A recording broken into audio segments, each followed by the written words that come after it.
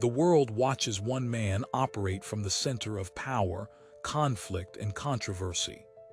Donald Trump has built empires, commanded attention, and dominated headlines for decades. His approach to life, business, and leadership is unmistakable. Aggressive, reactive, deeply personal. But what happens when we place his methods under the lens of Stoic philosophy? What do the ancient teachings of Marcus Aurelius, Seneca, and Epictetus reveal about the fundamental differences between a mind driven by ego and one anchored in rational control? This examination isn't about politics. It's about understanding two radically different approaches to handling wealth, adversity, and human nature itself. The Stoics believe that true strength comes not from dominating others, but from mastering yourself. Trump's career suggests the opposite, that dominance, visibility, and relentless self-promotion are the keys to success. Which path leads to genuine freedom?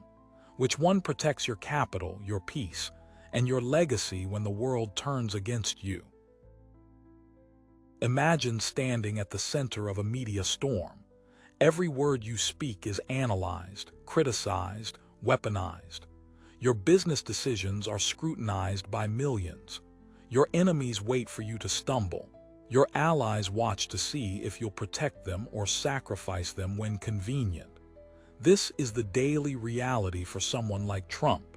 He responds to attacks immediately, often escalating the conflict. He labels critics with nicknames, builds narratives around his perceived victories, and frames every setback as proof of conspiracy rather than consequence. His financial empire has survived multiple bankruptcies, leveraging debt and publicity to stay afloat when assets couldn't. He operates from a mindset where perception equals reality, where controlling the story matters more than controlling the balance sheet.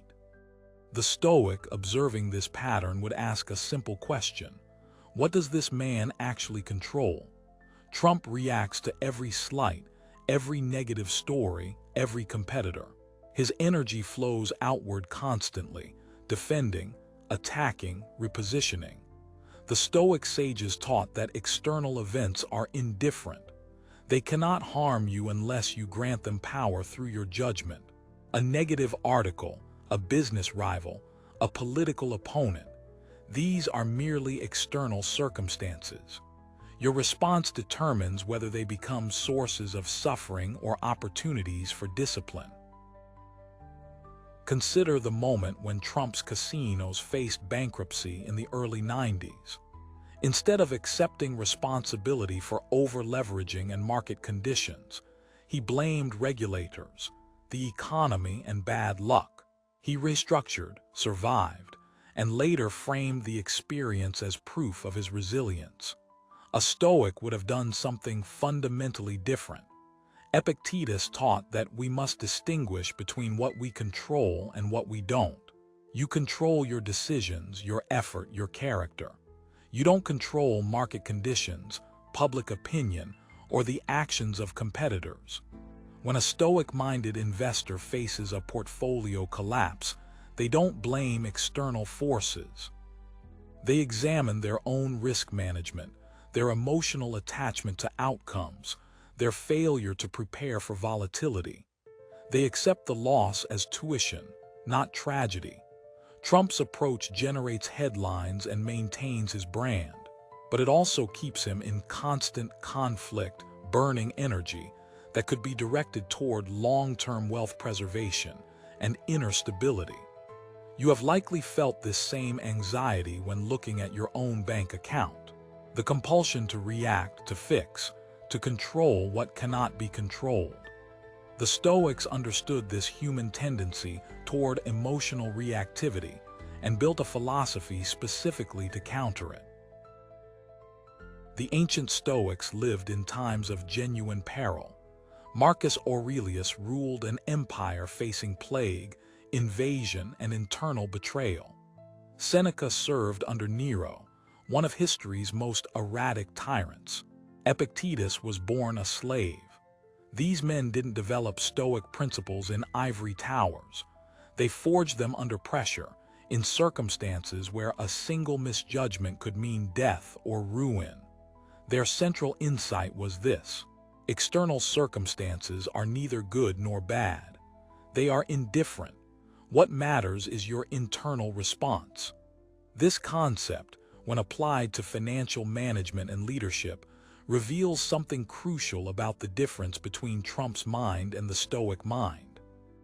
Trump operates as if every external event is deeply personal.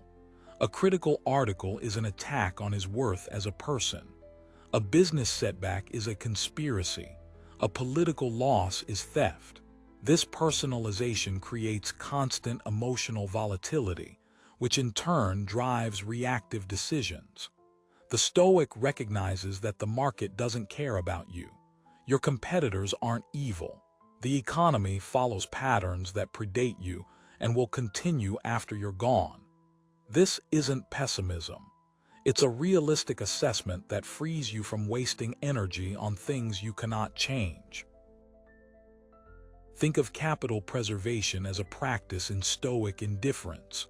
When the market drops, the reactive mind panics, sells low, tries to time the recovery. The disciplined mind asks, "What do I control right now?" I control my asset allocation. I control whether I add to positions or maintain discipline. I control my time horizon.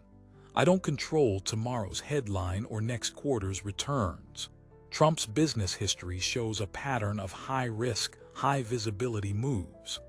Leverage massive debt, build the tallest building, put your name in gold letters, dominate the news cycle. This approach can generate short-term wins and long-term fragility.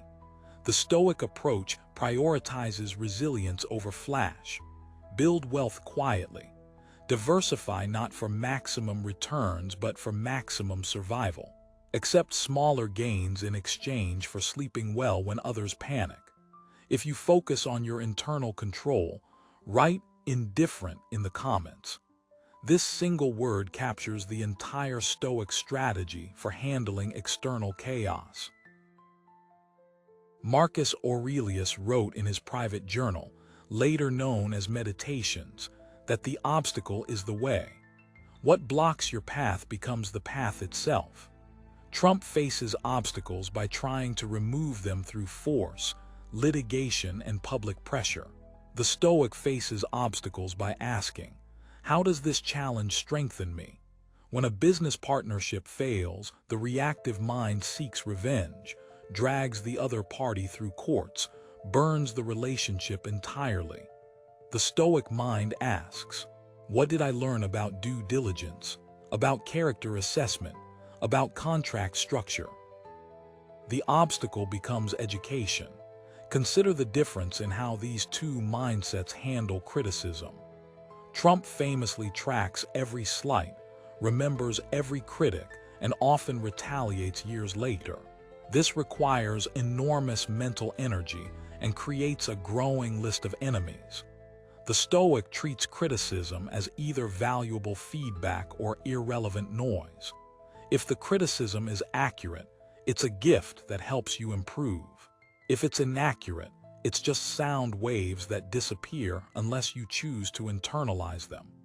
Seneca wrote that we suffer more in imagination than in reality. Most of what we fear never happens.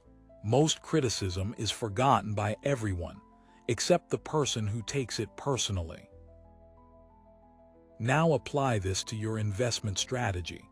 The market will criticize you constantly through price action. Your stock drops, your portfolio underperforms, your timing looks foolish in hindsight. The reactive investor feels personally attacked by these movements and makes emotional adjustments. The Stoic investor recognizes that the market is indifferent to their feelings. Price movements are information, not judgment. Your job is to maintain rational analysis regardless of short-term noise. Trump's approach to conflict is escalation. Meet force with greater force. Dominate the narrative. Never apologize, never admit weakness. This generates attention and can intimidate opponents. But it also creates perpetual warfare that drains resources and makes cooperation impossible. The Stoic approach is strategic disengagement. Not every battle deserves your energy. Not every critic deserves a response. Most conflicts resolve themselves if you refuse to feed them. This applies directly to financial decision-making. The market will tempt you constantly with opportunities to react. Breaking news, hot tips, dramatic price swings. The disciplined mind maintains its long-term strategy and ignores the noise. The practical framework for applying Stoic principles to your financial life begins with radical honesty about what you control. Make a list right now. You control how much you earn, how much you spend, how much you save, and how you allocate those savings. You control whether you educate yourself about compound interest, tax efficiency, and risk management. You control your response to market volatility. You don't control interest rates, inflation, political outcomes, or whether your specific investments outperform this year.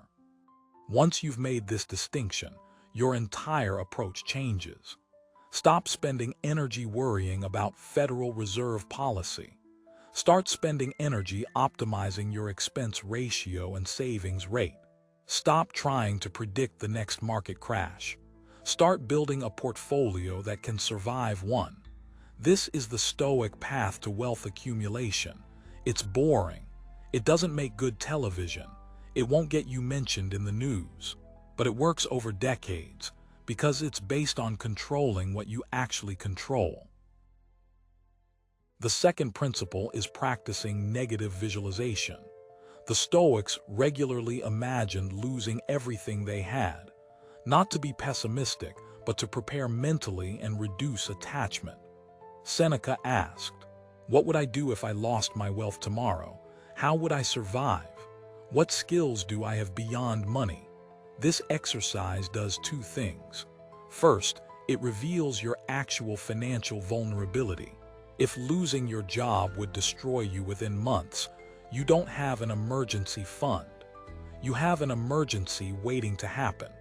Second, it reduces the emotional power that possessions have over you. Trump's entire identity is tied to being seen as wealthy and successful. This makes him vulnerable to anything that threatens that perception. The Stoic builds wealth but doesn't derive identity from it. Money is a tool, not a measure of worth. This psychological separation allows for better financial decisions because you're not emotionally invested in outcomes. You can cut losses without ego damage. You can admit mistakes without an identity crisis. The third principle is eliminating impulsive spending through the discipline of delay. Epictetus taught that desire itself isn't the problem. Acting on desire without examination is the problem. Before any significant purchase, implement a waiting period. 24 hours minimum, 7 days for larger amounts. This simple pause allows rational analysis to catch up with emotional impulse. Ask yourself, will this purchase move me closer to financial independence, or is it status signaling? Is it genuine value, or is it filling an emotional void? Trump's lifestyle is built on conspicuous consumption, gold-plated everything, massive properties, visible luxury as a statement of success. The Stoic recognizes this pattern as external validation seeking.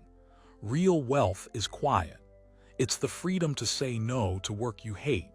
It's the ability to weather economic storms without panic. It's sleeping well because your financial foundation is solid. The fourth principle is accepting market indifference and building accordingly. The greatest investors, from Warren Buffett to Charlie Munger, practice a form of Stoic patience that looks passive but is actually highly disciplined. They don't try to beat the market quarterly. They don't react to every downturn. They build positions in quality assets and hold through volatility because they've done the analysis and trust the long-term thesis. Trump's business career shows the opposite pattern. Constant activity, high leverage, dramatic moves, public spectacle. This approach can work in real estate and branding where visibility has direct value. But in portfolio management, hyperactivity is the enemy of returns. Transaction costs, taxes, and emotional decision-making destroy compound growth. The Stoic investor is boring by design. They rebalance annually, not daily. They ignore most financial news. They focus on controllable factors like cost minimization and diversification. The fifth principle is practicing gratitude for what you have while working to improve it. Marcus Aurelius, the most powerful man in the known world, wrote daily reminders to himself about impermanence and gratitude. Everything you have can be lost. Your health, your relationships, your wealth. This isn't depressing when properly understood. It's liberating. It reminds you to appreciate what exists now rather than constantly chasing the next thing. Trump's pattern is perpetual dissatisfaction. The tallest building isn't tall enough. The biggest deal isn't big enough. The most attention isn't enough attention. This mindset generates constant activity but questionable happiness. The Stoic asks, what is enough? What level of financial security allows you to stop chasing and start living?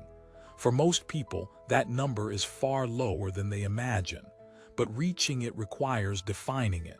Without a target, you're in perpetual accumulation mode, which is another form of slavery. The sixth principle is building antifragility into your financial life. Nassim Taleb, though not explicitly Stoic, describes a concept the Stoics would recognize: systems that gain from disorder. A fragile portfolio is concentrated in a few stocks, leveraged, dependent on specific outcomes. A robust portfolio can survive shocks. An antifragile portfolio actually benefits from volatility through rebalancing and opportunistic buying. Trump's businesses have often been fragile due to high debt and concentration risk. When the real estate market turned, his casinos failed. When licensing deals dried up, revenue streams disappeared. The Stoic builds multiple income sources, maintains low debt, and keeps cash reserves precisely for moments when others are forced to sell. This isn't conservative in a limiting sense.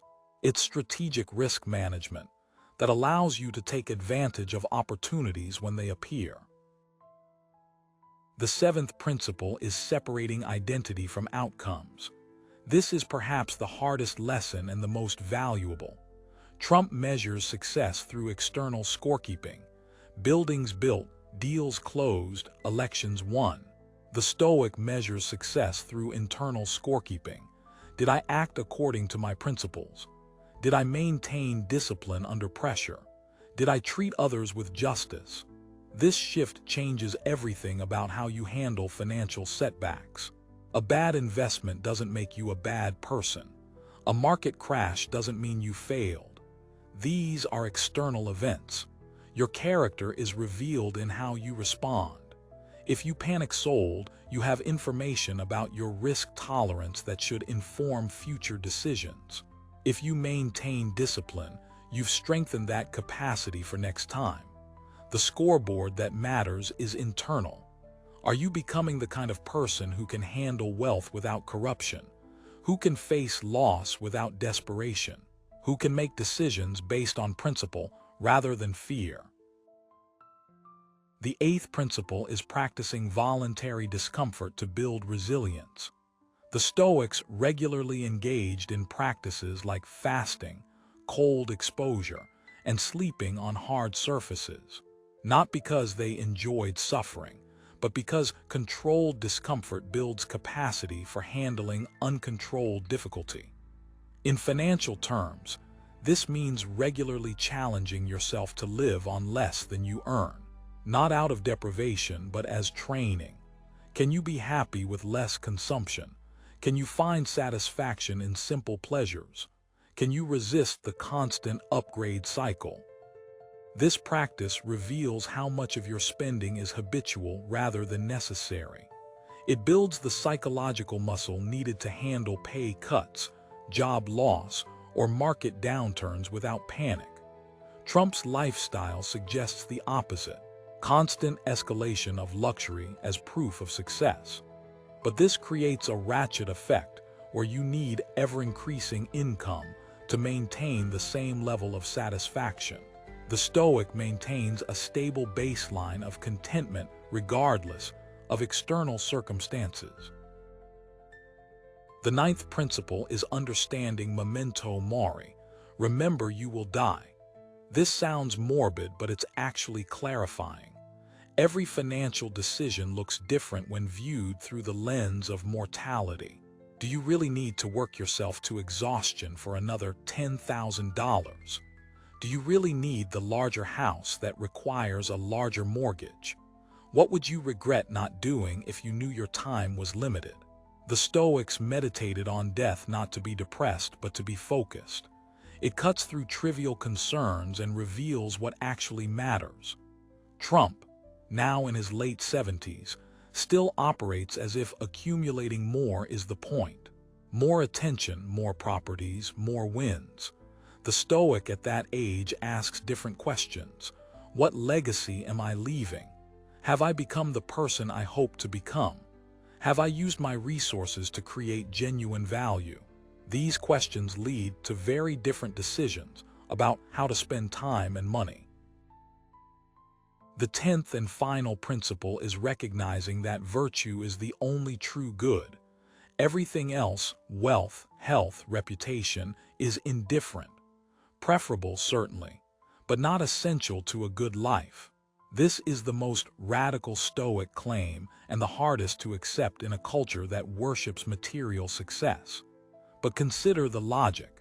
If your happiness depends on things you don't fully control, you've made yourself a slave to fortune. The market can take your wealth. Disease can affect your health. Critics can attack your reputation.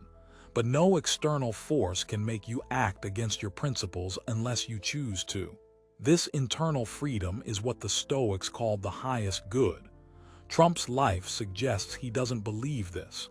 Every attack on his reputation is treated as a genuine threat. Every business setback is a catastrophe.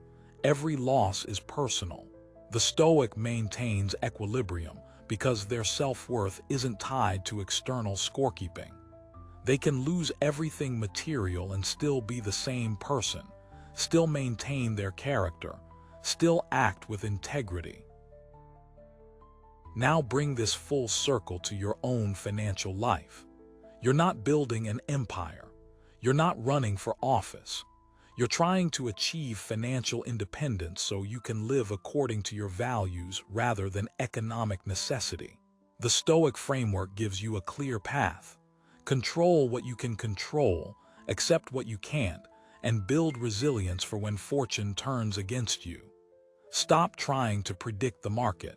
Start building a diversified portfolio with low costs and appropriate risk exposure. Stop comparing your net worth to others. Start measuring progress against your own goals and values. Stop seeking validation through consumption. Start finding satisfaction in discipline and growth. Stop reacting to every market movement. Start maintaining your long-term strategy regardless of short-term noise. This path won't make you famous. It won't generate headlines or social media followers, but it will make you free. Free from anxiety about money. Free from dependence on employers who don't value you. Free from the constant pressure to signal status through spending. Free to say no to anything that conflicts with your principles. The system wants you poor.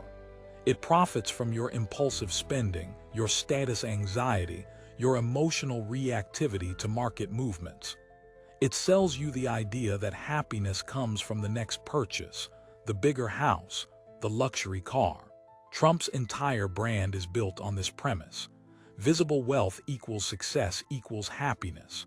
but the Stoics knew better 2,000 years ago. Seneca, one of the wealthiest men in Rome, wrote that we are enslaved by our possessions unless we maintain psychological distance from them. Marcus Aurelius, the emperor, reminded himself daily that his power was temporary and ultimately meaningless compared to virtue. Epictetus, the slave-turned-teacher, had nothing material but was genuinely free because no one could force him to act against his judgment. Which model do you want to follow? The perpetual chase for more that leaves you anxious and dependent, or the disciplined path that builds genuine freedom through rational control and financial discipline? The choice is yours. But understand that choosing the Stoic path means rejecting almost everything your culture tells you about success. It means measuring wealth differently. It means finding satisfaction in what you have while working steadily toward what you need. It means building resilience instead of flash. It means prioritizing long-term freedom over short-term validation. Subscribe to Money and Stoicism to master your finances and your mind. Like this video if you seek true freedom. If this framework challenges how you think about money and success, write your biggest insight in the comments below. Share the principle that hit hardest. Thank you for watching this examination of two fundamentally different approaches to power, wealth, and conflict. The next video will continue building your financial discipline through Stoic principles that have survived millennia because they work. The card appearing now will take you there.